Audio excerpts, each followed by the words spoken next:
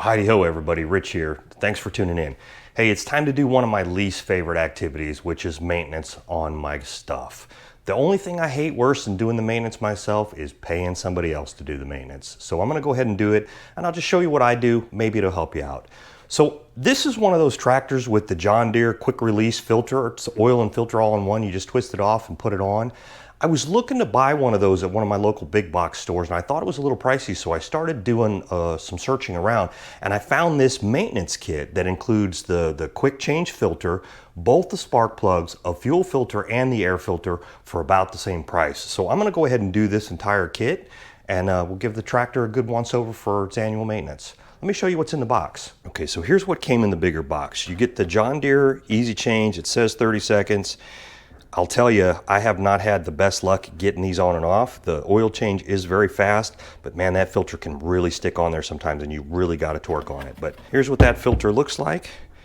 It comes from the package. It's full of engine oil. So what you do is you twist the old one off, you pop that cap, you twist the new one on, run the engine for a couple of minutes, check your oil level, and you're all done. Here's what else came in the box.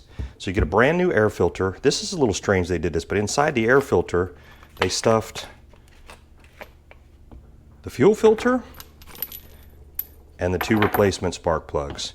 So I'll gap those plugs out, I'll replace the filter, and then I'll put the new fuel filter in, and I think that'll be a great tune-up for the year. So this is an E Series tractor, so when you open the hood up, you'll see the Easy Change oil filter is right here. You'll also notice that the fuel filter is right down here. The air filter is going to be under this cover. It's a couple little thumb screws. You just loosen that up. So to start this process, there's a little plate down here that has a lock and an unlock symbol. So what you'll do is you'll turn this counterclockwise to the unlock position, and you're going to pull the filter out of there. Now I've got a couple paper towels on the ready, because although this is supposed to seal, I do note that it does leak a little bit of oil, and we want to minimize the mess to the greatest extent possible. Okay, so what I'm going to do is I'll stuff some paper towels down around and under the filter. So if we do drizzle any oil, hopefully it'll catch that right away.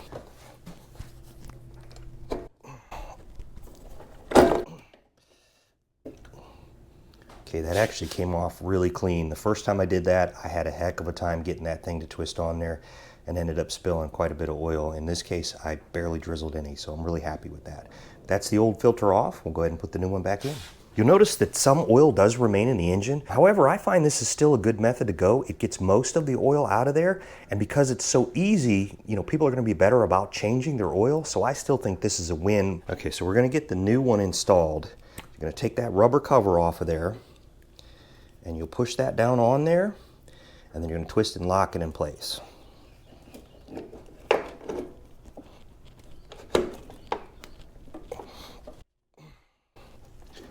Just like that. That was the extent of the oil I lost outside of the filter housing right there. A little dirt and grime on the paper towels overall, but that was really clean install. This is a super easy system John Deere came up with. There's a place for you to write the date and other information on the oil filter. I find that that label is always turned in and you can never see it.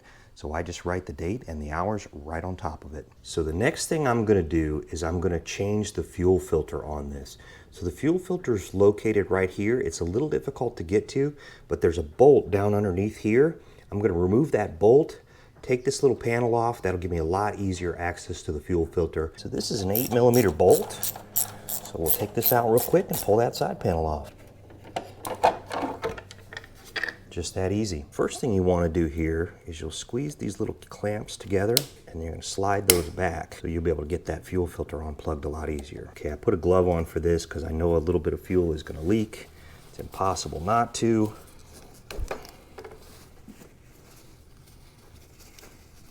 Pull this other side off. Be careful doing this because you can splash fuel and you don't want to shoot that back into your face. So just as a point of reference, that's the old fuel filter, that's the new fuel filter. So to install the new filter, we're going to do exactly the opposite. We're just going to push that up into that hose.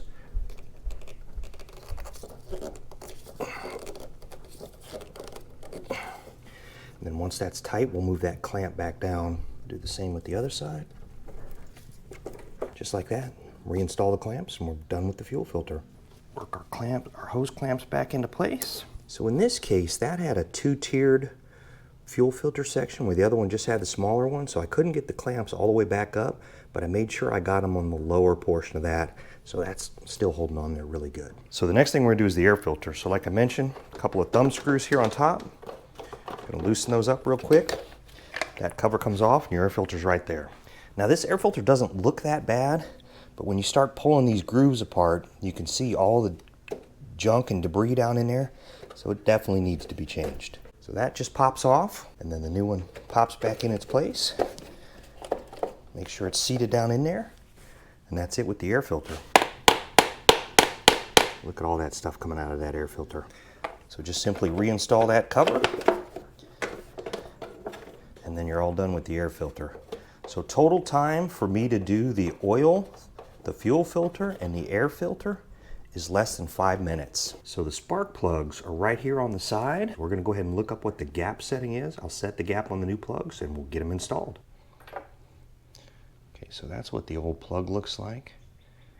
Not terrible, but you know, it's showing its age. Probably time for a replacement. So one of the two plugs was almost perfectly gapped right out of the box.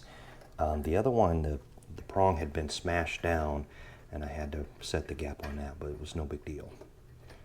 All right, so we're going to get these plugs reinstalled. So I'm going to put that in hand tight, and then I'm going to give it just about a quarter a turn. That should be more than tight enough. And then just plug your spark plug wire back in. All done. Let's go ahead and do the other side. So the other side, I pulled the plug out and I dropped it about 6 inches onto the floor, just sort of tossed it down, and it just shattered and completely broke into pieces. Never seen that before. Next, I'm going to grease some of the grease fittings on here. So there's 2 on each side here. There's one on the pivot point for the steering, there's one on the wheel, and then there's one up underneath the center here. So make sure you don't forget that one. So make sure you clean those fittings really good before you grease them. You don't want to pump any grime down in your grease fittings. Now I usually just give this, 1 or 2 pumps. It's sort of a feel thing. You can watch around the seams. If you see any grease coming out, you will definitely want to stop. You don't need to go crazy here. So when you're working on your tractor, sometimes it's easy to move it back and forth a little bit to get to the grease fittings on the wheels or to just do general maintenance. If you don't know there's a pin here, you can just pull that pin out in the back. That disengages the transmission and then allows you to roll the tractor. So there are a couple of more grease points. They're under these plastic covers on both sides of the deck. We're not going to cover that today. The deck is a whole video in and of itself. The rear wheels don't have a grease fitting. However, there's this rubber cap on here. You can pop this off, you can pull a pin, take the wheel off, grease the shaft, and reinstall the wheel. It's a little bit more work, but it's not too hard to do. Also not going to do that in this video. The final thing I'm going to do for the tractor tune-up here is I'm going to check the pressure in the tires. Now the manual says 14 psi in the front and 10 in the back. Oh yeah, I'm really low, 5 psi. Shame on me. All right, we're going to get these tires aired up and we're going to wrap today's maintenance up. Hey, thanks for watching. I hope this video helped you out. If you did, give me a thumbs up, leave a comment below. To all my brothers and sisters serving in harm's way around the world, you're always in my thoughts. Be safe out there. Till next time, everybody.